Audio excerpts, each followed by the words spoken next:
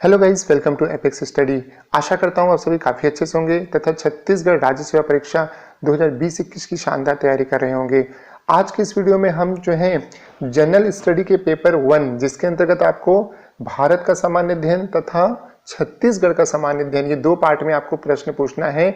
तो भारत के सामान्य अध्ययन के अंतर्गत 50 प्रश्न आएंगे और छत्तीसगढ़ के सामान्य अध्ययन के अंतर्गत 50 प्रश्न आएंगे।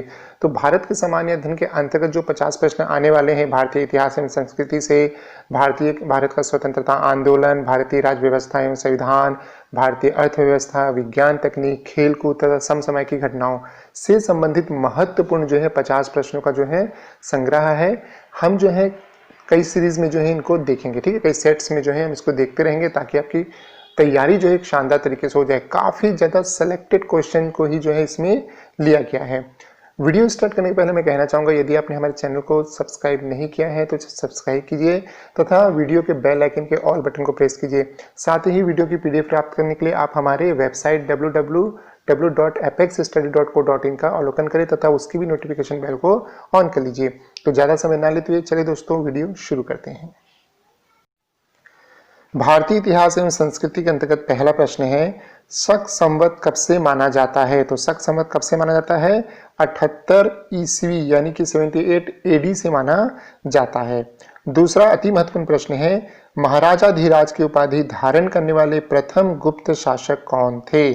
तो कौन थे? चंद्रगुप्त प्रथम। ठीक है, चंद्रगुप्त प्रथम ने जो है महाराजाधिराज की उपाधि धारण की थी। अगला प्रश्न है, सोमनाथ के मंदिर को लूटने वाला विदेशी आक्रमणकारी कौन था? काफी ज्यादा फेमस है ये। तो कौन था? महमूद गजनवी। ठीक है, 17 बार आक्रमण किया था देश पे, आप सभी जानते हैं। अगला महत्वपूर्ण प्रश्न है, सल्तनत काल में मंत्रियों की नियुक्ति एवं पदच्युति कौन करता था? तो कौन करता था? किसको अधिकार रहता था? सुल्तान को रहता था। अगला प्रश्न है, अमीर खुसरो की किस एक कृति में अलाउद्दीन खिलजी के सैन्य अभियानों का वर्णन मिलता है? तो किसमें मिलता है? खजायन उल फुतूह में मिलता है। अगला प्रश्न है दोस्तों, पुष्टि मार्ग के संस्थापक कौन थे? तो कौन थे? वल्लभाचार्य जो है पुष्टि मार्ग के संस्थापक थे। अगला प्रश्न है, मध्यकालीन भारत में किस हिंदू राज्य की स्वर्ण मुद्राओं पर देव तिरुपति की मूर्ति का अंकन हुआ है? ठीक है, तो स्वर्ण मुद्राओं पे जो है वहां के भगवान का जो देव तिरुपति बालाजी बोलते हैं ना, उनका मुद्रण हुआ था। कौन सा नगर था या कौन सा साम्राज्य था कहना चाहिए? विजयनगर साम्राज्य। ठीक है, चलिए अगली बात करते हैं। बाबर ने अपनी आत्मकथा यानी कि ऑटोबायोग्राफी में किस भाषा में लिखी थी? तो ठीक है, ऑटोबायोग्राफी को किस भाषा में लिखा था? तो किस में लिखा था? तुर्की में लिखा था। अगला प्रश्न है, हड़प्पा के उत्खननकर्ता कौन है? तो कौन है? दयाराम साहनी। ठीक है, चलिए अगला प्रश्न है और अंतिम प्रश्न है, सैंधव सभ्यता के लोथल और रंगपुर में किसकी खेती के प्रमाण मिलते हैं? तो किसकी मिलती है? चावल की खेती का जो है प्रमाण यहाँ पे प्राप्त हुआ है। अब हम देखेंगे दोस्तों राष्ट्रीय स्वतंत्रता आंदोलन के महत्वपूर्ण 10 प्रश्नों को। चलिए पहला प्रश्न देखते हैं, भारत की राजधानी कलकत्ता से दिल्ली स्थानांतरित करने की घोषणा कब की गई? तो कब की गई? 1911 में। ठीक है, 1911 ईस्वी में जो है इसकी घोषणा की गई थी। अगला प्रश्न है, भारतीय राष्ट्रीय कांग्रेस के 1929 के ऐतिहासिक अधिवेशन की अध्यक्षता किसने की थी? ठीक है, 1929 में जो ऐतिहासिक अधिवेशन हुआ था इसकी अध्यक्षता किसने की थी? किसने की थी? जवाहरलाल नेहरू ने की थी। और आपको पता होगा पूर्ण स्वराज जो है इसमें डिक्लेयर किया गया था। अगली बात करते हैं, भारत विभाजन के सिद्धांत को सर्वप्रथम किस नेता ने स्वीकार किया था? तो किन्होंने किया? चक्रवर्ती राजगोपालाचारी जी ने किया था। अगला महत्वपूर्ण प्रश्न है, साइमन कमीशन के विरोध में प्रदर्शनकारियों पर पुलिस लाठीचार्ज में घायल होने के फलस्वरूप किस राष्ट्रवादी नेता की मृत्यु हो गई थी? तो किनकी हुई थी? लाला लाजपत राय की मृत्यु हुई थी। कई लोग बाल गंगाधर तिलक समझ जाते हैं, कंफ्यूज होते हैं, ऐसा नहीं सोचना है। लाला लाजपत राय की मृत्यु हुई थी। ठीक है, और इसी कारण से जो है कह सकते हैं कि भगत सिंह ने गोली मारी थी। ठीक है,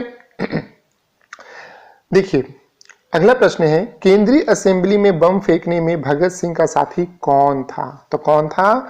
बटुकेश्वर दत्त था। ठीक है, मैं आपको फिर से याद दिला दूं, इस सभी की पीडीएफ जो है आपको हमारे वेबसाइट www.apexstudy.co.in में मिलेगी। वहां चले जाइए और वहां की बेल को जो है प्रेस कर लीजिए ताकि आपको टाइम से नोटिफिकेशन मिलती रहे। अगला महत्वपूर्ण प्रश्न है, भारत में होम रूल आंदोलन किसने चलाया? तो किसने चलाया? बाल गंगाधर तिलक एवं एनी बेसेंट ने जो है चलाया था।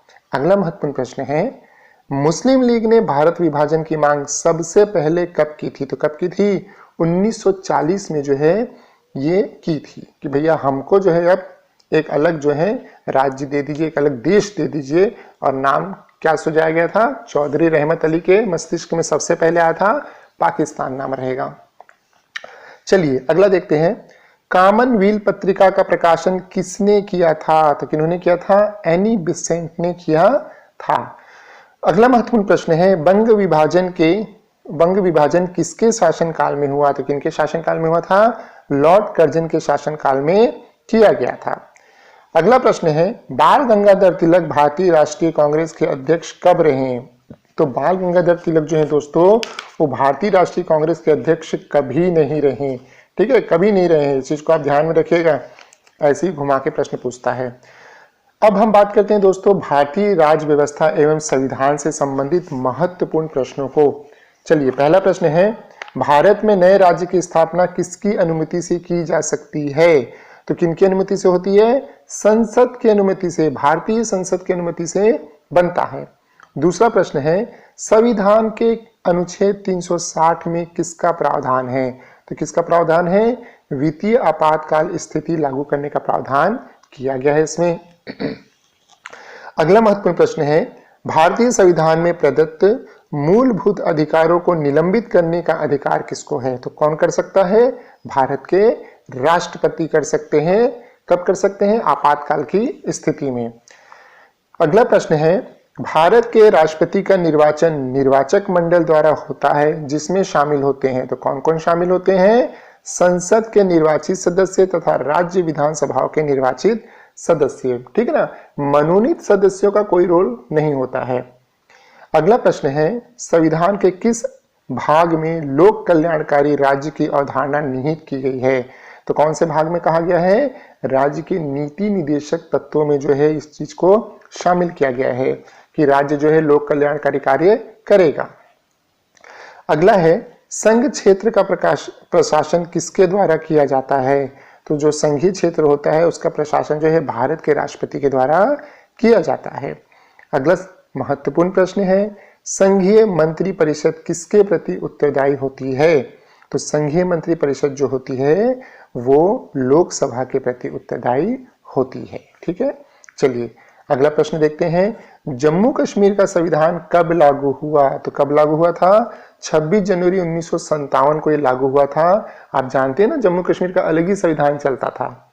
ठीक है ना, उसका अलग ही हिसाब चलता था। अब तो जो है वो केंद्र शासित प्रदेश बन गया है, भारत के अंतर्गत ही, भारतीय संविधान के अंतर्गत वो चलता है। उसका अलग से जो संविधान था वो खत्म कर दिया गया है। अगली बात करते हैं, किस राज्य में अनुच्छेद 356 के अंतर्गत राष्ट्रपति शासन सामान्यता अधिकतम कितनी अवधि के लिए लगाया जा सकता है? तो अधिकतम जो है कितनी अवधि के लिए लगा सकते हैं? 356 के अंतर्गत 3 वर्षों के लिए। कितने के लिए? 3 वर्षों के लिए, ध्यान रखना। अगला प्रश्न है, दल बदल के आधार पर किसी सांसद अथवा विधायक को अयोग्य ठहराए जाना यानी कि डिस्क्वालीफाई जो करते हैं, भारत में संविधान के किस अनुसूची में सम्मिलित किया गया है? तो कौन से अनुसूची में है? 10वीं अनुसूची में जो है दल बदल कानून का प्रावधान किया गया है। ठीक है, ये भी काफी महत्वपूर्ण है, आपको ध्यान में रखना है। और मैं फिर से आपको याद दिला दूं कि यदि आपने हमारे चैनल को सब्सक्राइब नहीं किया है तो सब्सक्राइब कर लीजिए, क्योंकि रोज जो है आपको इसी तरह 50-50 प्रश्नों का सेटअप उपलब्ध होगा। ठीक है, तो काफी महत्वपूर्ण होगा आपके लिए और आप देख ही होंगे काफी अच्छे प्रश्न हैं। चलिए दोस्तों अगला देखते हैं, भारतीय अर्थव्यवस्था से संबंधित महत्वपूर्ण प्रश्न को। पहला प्रश्न है, राष्ट्रीय आवास बैंक किसका नियंत्रित उपक्रम है? तो किसके मतलब कौन इसको नियंत्रित करता है? राष्ट्रीय आवास बैंक को तो कौन करता है? भारतीय रिजर्व बैंक करता है। ठीक है, ये जो राष्ट्रीय आवास बैंक है ना, ये जो है 1988 में इसको बनाया गया था। अगला महत्वपूर्ण प्रश्न है स्टैगफ्लेशन क्या होता है। तो जो स्टैगफ्लेशन है ये क्या होता है, तो ये क्या होता है, मंदी के साथ साथ यदि मुद्रास्फीति की भी स्थिति हमको अर्थव्यवस्था में देखने के लिए मिलती है तो ऐसी स्थिति को हम लोग स्टैगफ्लेशन कहते हैं। अगला महत्वपूर्ण प्रश्न है किस पंचवर्षीय योजना में आर्थिक समृद्धि दर अपने लक्ष्य से अधिक रही। तो कौन सी पंचवर्षीय योजना थी, 8वीं पंचवर्षीय योजना के अंतर्गत ये हुआ था। ठीक है, जितना डिक्लेयर किया गया था उससे ज्यादा जो है लक्ष्य अचीव किया गया था। ये जो 8वीं पंचवर्षीय योजना है ना, सन 1992 से 1997 के मध्य देश में चलाई गई थी। अगला प्रश्न है इसी से संबंधित ले लेते हैं, भारत में गरीबी हटाओ का नारा किस पंचवर्षीय योजना के अंतर्गत दिया गया था। तो कब दिया गया था, 5वीं पंचवर्षीय योजना के अंतर्गत दिया गया था। यह जो 5वीं पंचवर्षीय योजना है 1974 से 1978, 1974 से 78 के मध्य चलाई गई थी। चलिए अगला प्रश्न देखते हैं, अंतरराष्ट्रीय व्यापार का प्रमुख प्रहरी कौन होता है। तो कौन होता है, विश्व व्यापार संगठन, WTO, वर्ल्ड ट्रेड ऑर्गेनाइजेशन। ठीक है, चलिए अगला प्रश्न देखते हैं, रेखांकित चेक को भुनाया जा सकता है केवल, तो ये कहाँ भुनाया जा सकता है, किसी बैंक के माध्यम से। ठीक है, बैंक के माध्यम से ही ये भुनाया जा सकता है। अगला प्रश्न है, क्लोज्ड इकोनॉमी से तात्पर्य किस प्रकार की अर्थव्यवस्था से होता है। तो किस प्रकार की अर्थव्यवस्था से होता है, ऐसी अर्थव्यवस्था जहां ना कि आयात होता है ना ही निर्यात होता है। ठीक है, जहां ना ही आयात होता है ना ही निर्यात होता है, मतलब ऐसा कोई देश है जहां ना ही वो कोई चीज को आयात कर रहा है ना ही निर्यात कर रहा है, ना कुछ ले रहा है ना ही कुछ दे रहा है, तो ऐसी इकोनॉमी को हम क्लोज्ड इकोनॉमी कहते हैं।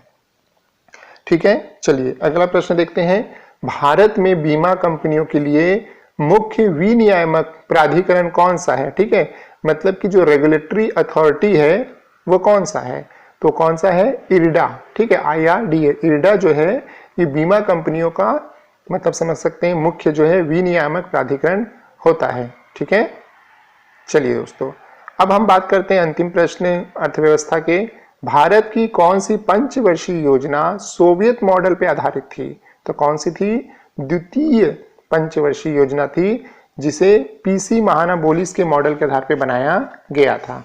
ठीक है, चलिए अब हम बात करते हैं विज्ञान एवं तकनीकी से संबंधित महत्वपूर्ण प्रश्नों को। मैं फिर से आपको याद दिला दूं, यदि आपको हमारे इस वीडियो की PDF की आवश्यकता है तो आप हमारे वेबसाइट www.apexstudy.co.in में विजिट कर सकते हैं। वहां आपको वीडियो पब्लिक होने के 1 घंटे के उपरांत जो है ये मिल जाएगा। ठीक है, चलिए अब बात करते हैं विज्ञान एवं तकनीकी से संबंधित महत्वपूर्ण 10 प्रश्नों को। पहला प्रश्न है, नाखूनों में उपस्थित प्रोटीन कौन सा होता है। तो कौन सा होता है, केराटिन जो होता है ये नाखूनों में उपस्थित प्रोटीन होता है। ठीक है, केराटिन जो है हमारे स्किन में भी होता है। अगली बात करते हैं, LPG गैस सिलेंडरों में गैस लीकेज का पता लगाने के लिए उसमें किस गंध युक्त पदार्थ को मिलाया जाता है। तो किसको मिलाते हैं, इथाइल मरकैप्टेन को। ठीक है, नाम समझ लीजिए, किसी का नाम है समझ जाओ, ऐसे कर याद कर लो, इथाइल मरकैप्टेन। अगला प्रश्न है, मानव शरीर में कौन सा अंग यानी कि ऑर्गन यूरिया बनाता है। तो कौन सा बनाता है, लीवर जो होता है जिसको हिंदी में यकृत बोलते हैं, ये जो है हमारे शरीर में यूरिया प्रोड्यूस करता है। अगला प्रश्न है, कठिन परिश्रम के पश्चात पेशियों में थकावट क्यों होती है। ठीक है, तो फैटिक क्यों हो जाता है, आदमी थक क्यों जाता है। तो क्या कारण होता है, पेशियों में लैक्टिक अम्ल जो होता है वो इकट्ठा हो जाता है। कौन सा अम्ल, लैक्टिक एसिड या लैक्टिक अम्ल जो होता है वो इकट्ठा हो जाता है, इसके कारण जो इंसान को थकावट लगता है। अभी आप लोग भी खूब मेहनत कर रहे होंगे, थक जाते होंगे पढ़ पढ़ के, तो समझ जाओ कि लैक्टिक अम्ल जो है ज्यादा बॉडी में कलेक्ट हो गया है और उसके लिए क्या जरूरत है, आपको रिफ्रेशमेंट की जरूरत है। चलिए अगली बात करते हैं, मनुष्यों में टिटनेस का कारण है। टिटनेस हो जाता है ना, हट कट जाता है, कहीं पे भी लोहे से कट गया, जंग लग गया तो बोलते हैं टिटनेस का इंजेक्शन लगाना है, टिटनेस। तो इसका कारण क्या होता है, बैक्टीरिया, जीवाणु कारण होता है। ठीक है दोस्तों, तो विज्ञान और तकनीकी से 4 ही प्रश्न जो है हम इसमें ले रहे हैं, बाकी जो है खेल से ले रहे हैं। चलिए पहला प्रश्न देते हैं, 2020 के अंतर्गत घटित जो भी महत्वपूर्ण खेल हैं, समसामयिक की घटनाएं हैं राष्ट्रीय स्तर पे, उसको देख लेते हैं। तो खेल में ले रहे हैं, पहला प्रश्न है, फ्रेंच ओपन 2020 में वुमेन सिंगल का खिताब किसने जीता। तो ये किसने जीता था, ईगा स्विटेक ने। ठीक है, ये ईगा स्विटेक जो है इन्होंने कैनिन को जो है हरा के जो है ये खिताब जीता था। ये पोलैंड से रिलेटेड है और ये पोलैंड की पहली महिला खिलाड़ी है जिसने फ्रेंच ओपन है ना सिंगल जीता है। ठीक है, फिर से ध्यान रखना, फ्रेंच ओपन सिंगल जीतने वाली पोलैंड की पहली महिला खिलाड़ी है ईगा स्विटेक। ठीक है, तो ये इंपॉर्टेंट हो जाता है। और थोड़ा सा फ्रेंच ओपन के बारे में बता देता हूँ आपको। देखो, फ्रेंच ओपन जो होता है ये मई से जून के मध्य में पेरिस में होता है। पेरिस इसके लिए निर्धारित जगह है, वहीं होता है। और यहाँ पे कौन से कोर्ट में होता है, जो यहाँ पे खेलते हैं जिस ग्राउंड में उसको कोर्ट बोलते हैं, कहाँ होता है, क्ले कोर्ट में, क्ले कोर्ट में होता है ये। ठीक है चलिए दूसरा प्रश्न देखते हैं। आईसीसी T20 विश्व कप पुरुष वर्ग 2021 का आयोजन कहाँ किया जाएगा? काफी महत्वपूर्ण है और आप लोगों को काफी मजा आने वाला है। हालांकि आप लोगों को पता भी होगा। तो कहाँ किया जाना है? भारत में किया जाना है। इसका मतलब ये नहीं है भैया कि क्रिकेट चालू होने वाला था हम पढ़ाई छोड़ दें, ऐसा नहीं करना। क्रिकेट तो हर साल होता रहेगा, लेकिन एक बार लाइव सेट हो गई तो क्या बात है। चलिए करंट अफेयर के महत्वपूर्ण प्रश्नों को देख लेते हैं। किस संस्था ने दृष्टिहीन लोगों के लिए मनी ऐप का शुभारंभ किया? तो किसने किया है? आरबीआई ने जो है, जो दृष्टि बाधित लोग होते हैं भाई बंधु, उनके लिए आरबीआई ने मनी ऐप का शुभारंभ किया है। अगला प्रश्न है, अंटार्कटिका की सबसे ऊंची चोटी पे चढ़ने वाली सबसे कम उम्र की महिला कौन है? तो कौन है? ये है मालावय पूर्णा। ठीक है, मालावय पूर्णा जो है, इन्होंने जो है अंटार्कटिका की सबसे ऊंची चोटी पे फतह हासिल कर ली है सबसे कम उम्र में। ठीक है, तो ये चीज आपको ध्यान में रखना है, सारी चीजें काफी महत्वपूर्ण है। चलिए अगला और अंतिम प्रश्न देख लेते हैं। खेलो इंडिया यूनिवर्सिटी गेम्स के पहले संस्करण की शुरुआत कहाँ हुई? तो कहाँ की गई? भुवनेश्वर, उड़ीसा में जो है ये किया गया। तो ये था दोस्तों आपका जनरल स्टडी के अंतर्गत भारत का सामान्य अध्ययन की महत्वपूर्ण 50 प्रश्न सभी कैटेगरी से लिया गया है। कोशिश किया गया कि अच्छे अच्छे प्रश्न ही सेलेक्ट करें। इसके जो है भारत के सामान्य अध्ययन के करीब जो मैं आपको 5-7 वीडियो उपलब्ध करवाऊंगा इसी तरह 50-50 प्रश्नों के कलेक्शन का, ताकि आपकी तैयारी जो है ना काफी शानदार रहे। तो आशा है दोस्तों आपको वीडियो काफी पसंद आया होगा। चैनल को सब्सक्राइब कीजिए, वीडियो को लाइक कीजिए, शेयर कीजिए, हमें कमेंट कीजिए, साथ ही हमारे वेबसाइट www.apexstudy.co.in को भी सब्सक्राइब कीजिए। तब तक के लिए thank you and all the best.